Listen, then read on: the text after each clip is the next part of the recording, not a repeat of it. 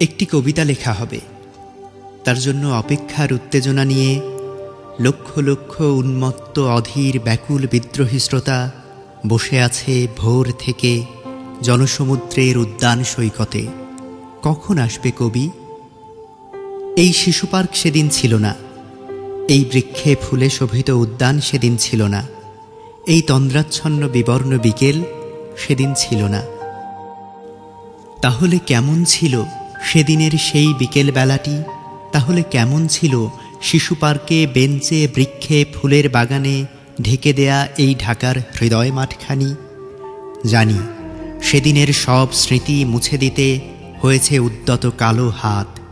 তাই দেখি কবিহীন এই বিমুখ প্রান্তরে আজ কবির বিরুদ্ধে কবি, মাঠের বিরুদ্ধে মাঠ, বিকেলের বিরুদ্ধে বিকেল, উদ্যানের বিরুদ্ধে উদ্যান, মার্চের বিরুদ্ধে মার্চ। হে অনাগত শিশু, হে আগামী দিনের কবি, শিশু পার্কের রঙিন দোলনায় দোল খেতে খেতে তুমি একদিন সব জানতে পারবে। আমি তোমাদের কথা ভেবে লিখে রেখে যাচ্ছি সেই শ্রেষ্ঠ বিকেলের গল্প। সেদিন এই উদ্যানের রূপ ছিল ভিন্নতর। না পার্ক, না ফুলের বাগান, এসবের কিছুই ছিল না।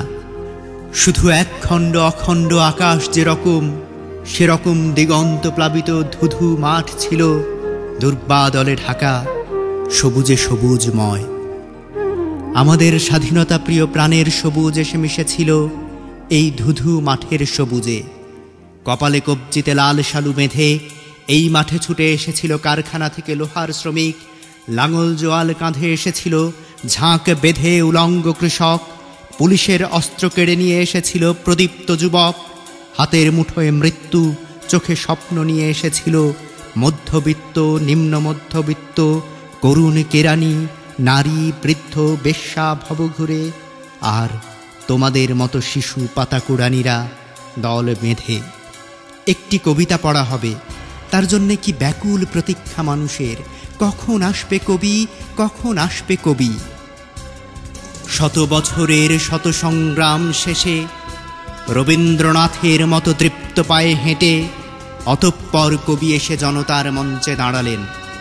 তখন পলকে দারুণ ঝলকে তরিতে উঠিল জল, হৃদয়ে লাগিল দোলা, জনসমুদ্রে জাগিল জোয়ার, সকল দুয়ার খোলা।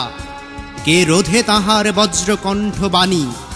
গণসূর্যের মঞ্চ কাঁপিয়ে কবি শোনালেন তাঁর অমর কবিতা খানি। এবারের সংগ্রাম আমাদের মুক্তির সংগ্রাম, এবারের সংগ্রাম স্বাধীনতার সংগ্রাম। সেই থেকে স্বাধীনতা শব্দটি আমাদের।